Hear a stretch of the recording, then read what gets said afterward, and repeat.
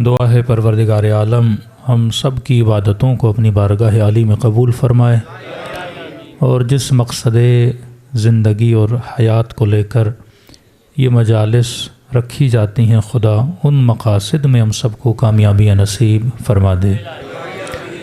قرآن مجید کی وہ آیت جو تقریباً ہر اہل بیت کے چاہنے والے کو یاد ہے، اگر یاد نہ بھی ہو تو ترجمہ تقریباً ہر کسی کو پتہ ہے۔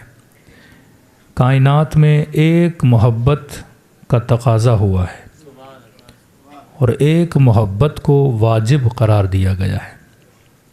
ہو سکتا ہے آپ کسی پھول کے بارے میں، کسی شخص کے بارے میں بولیں کہ میرا دل نہیں، مجھے اچھا نہیں لگتا، لیکن یہ محبت ایسی ہے، اس میں میری مرضی نہیں، خدا کی مرضی ہے۔ تجھے اچھا لگے نہ لگے، لیکن خدا کو اچھا لگتا ہے کہ آل رسول سے بندہ محبت کرے، آل رسول کا عشق اپنے دل میں پالے۔ کبھی ایک آیت آپ نہیں دکھا سکتے جس میں خدا نے کسی صحابی کے لیے بولا ہو کہ اس کی محبت واجب ہے، لیکن یہ صرف علی اور آل علی کے لیے بولا گیا کہ ان کی محبت کو خدا نے بندے پہ کیا کیا ہے؟ واجب کیا ہے۔ اور محبت کسی نتیجے میں واجب ہوئی ہے۔ مثلا گھر میں آپ مجلس کرواتے ہیں کہ دکان سے کرائے پہ آپ لاؤڈ منگواتے ہیں، اب مومن مجلس کرانے کے بعد بولے کہ میری مجلس قبول ہو گئی، حکم شریعت یہ ہے کہ جب تک لاؤڈ والے کے پیسے نہیں دو گے تب تک خدا مجلس کا اجر بھی نہیں دے گا۔ آپ نے گلستان میں گھر بنایا، مزدور نے بڑی محنت کی، آپ کا گھر تیار ہو گیا، اب آپ اعلان کرتے پھریں کہ میں نے امام حسین کی مجلس کرانی ہے، نیا گھر بنایا ہے، میں نے حدیث قصہ کروانی ہے، اور میں نے ذکر اہل بیت کرانا ہے، اور یہاں پہ آپ خرچہ کر کے ذکر اہل بیت کرا رہے ہیں اس گھر میں، اور دوسری طرف مزدور دروازے پہ کھڑا ہے کہ بندہ خدا یہ مزدوری جو کی ہے پیسے تو مجھے دو، تو آپ یہ بولیں کہ بھائی ابھی پیسے نہیں ہیں، تھوڑا خرچہ ہو گیا ہے مولا کی مجلس پہ، بعد میں لے لینا، تو یہ سارے ثواب لٹکتے رہیں گے جب تک مزدور کی مزدوری نہ ادا کی جائے۔ فرمایا مزدور کا پسینہ خشک ہونے سے پہلے اس کی مزدوری اسے دی جائے، اور کائنات میں سب سے بڑی مزدوری اگر خدا کے لیے کسی نے کی تو وہ محمد مصطفیٰ ہے۔ آج اگر مسلمان بڑے نازوں سے حج کر رہا ہے، یہ کس نے سکھایا؟ رسول نے۔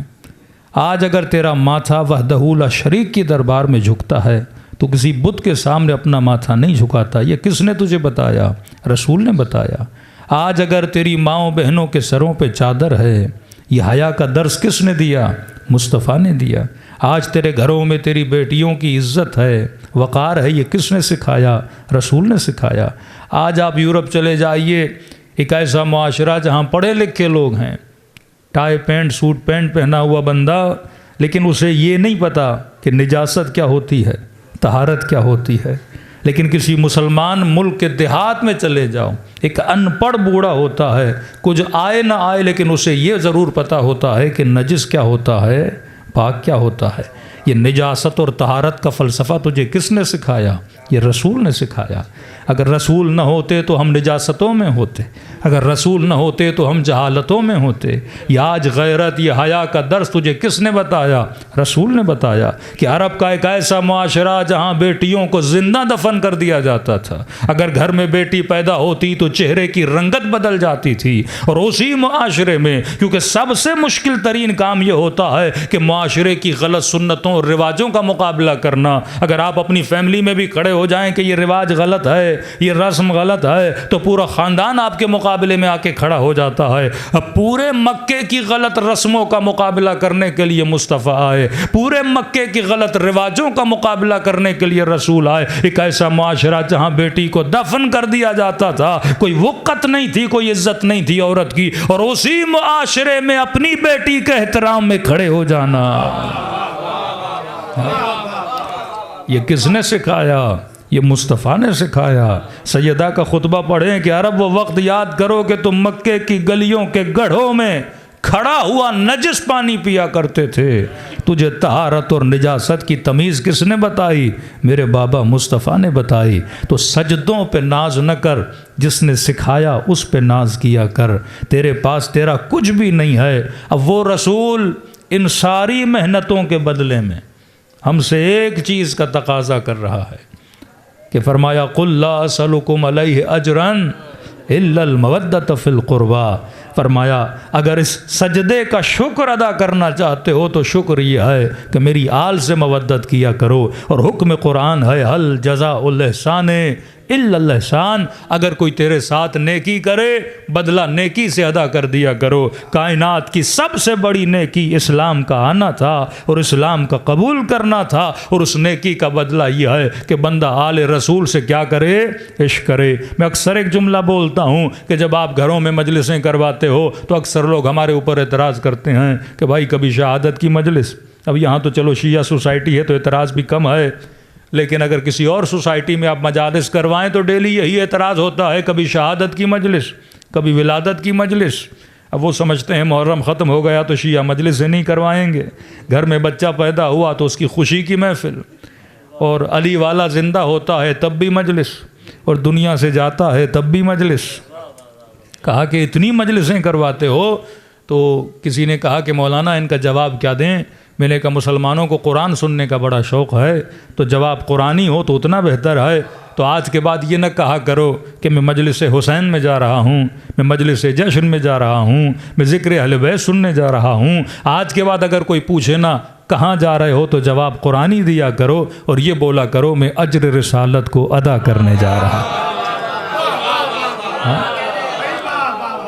یہ مجلس اجر رسالت کا نام ہے۔ صلی علی محمد۔ اللہ اکبر، اللہ اکبر، یا رسول اللہ، یا رسول اللہ۔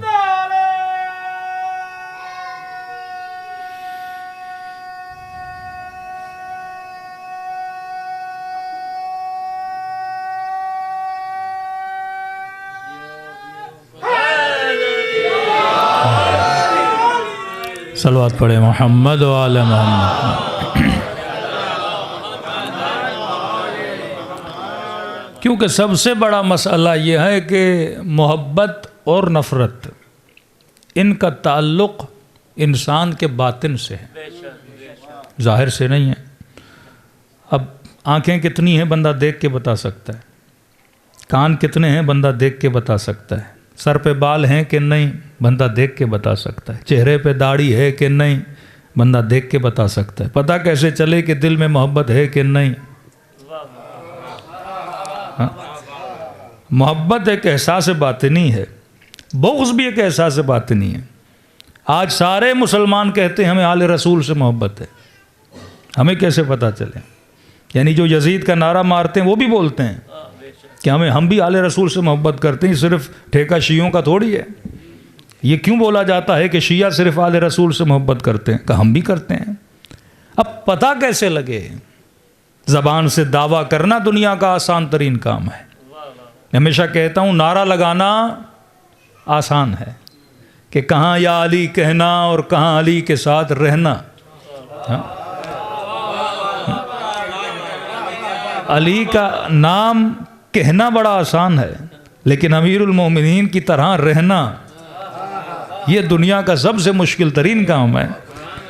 اگر محبت کا تعلق انسان کے باطن سے نہ ہوتا، خدا کبھی بھی سورہ منافقون کو نازل نہ کرتا۔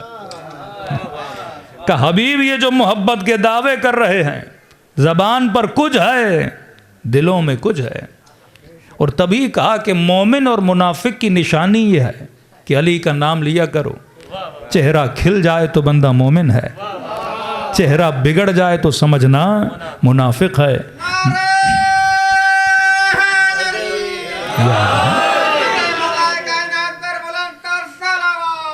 اللہم صلی علی محمد۔ مطلب محبت ایک فضا باطنی ہے جو ظاہر ہوتی ہے بندے کے چہرے پر. آپ کو کیسے پتا چلے بندہ خوش ہے؟ ہنسے گا تو پتا چلے گا. بندے کے چہرے پہ لالی آئے گی تو شرما رہا ہے، چہرے پہ زردی آئے گی تو آپ ایک احساس کو اس کے چہرے سے کیچ کرتے ہیں، کیونکہ محبت اور نفرت کا تعلق انسان کے باطن سے ہے.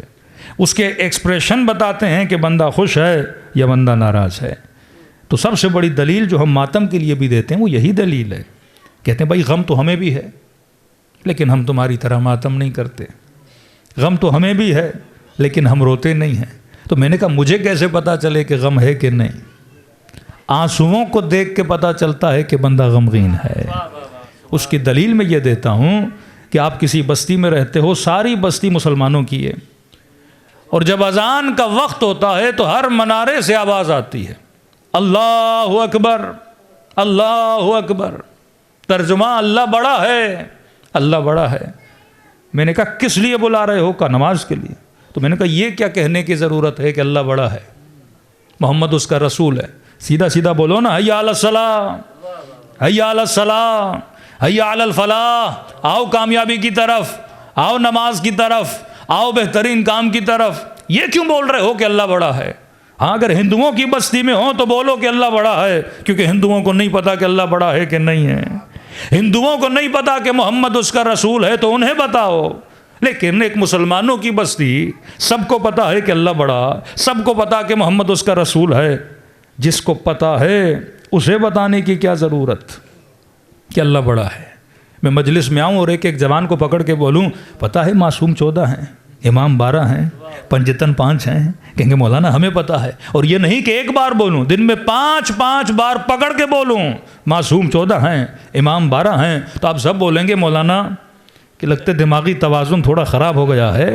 شیعہ بستی میں گلستان سوسائٹی میں آ کے بول رہے ہیں کہ معصوم 14 ہیں، اور ایک بار بول دیتے تو ہم سمجھ لیتے کہ مدح اہل بیت ہے، لیکن بار بار وہی بولنا اور دن میں 5 بار بولنا کہ ہر مسلمان کو یہ بتایا جائے کہ اللہ بڑا ہے، محمد اس کا رسول ہے. اور ایک مسجد نہیں، ہر 2 گلی کے بعد ایک مسجد، اور ہر 2 گلی کے بعد ایک مؤذن، دوسرا مؤذن یہی بول رہا ہے کہ اللہ بڑا ہے، محمد اس کا رسول ہے. اور ہم شیعہ بستیوں بول رہے ہیں کہ علی اللہ کا ولی ہے، علی اللہ کا ولی ہے. بھائی کس کو نہیں پتا کہ علی اللہ کا ولی ہے؟ تم گلستان سوسائٹی میں سب کو بتا رہے ہو کہ علی اللہ کا ولی ہے. کیوں بول رہے ہو؟ کہ دیکھو حکم خدا ہے، اگر عقیدہ ہے تو اظہار ضروری ہے.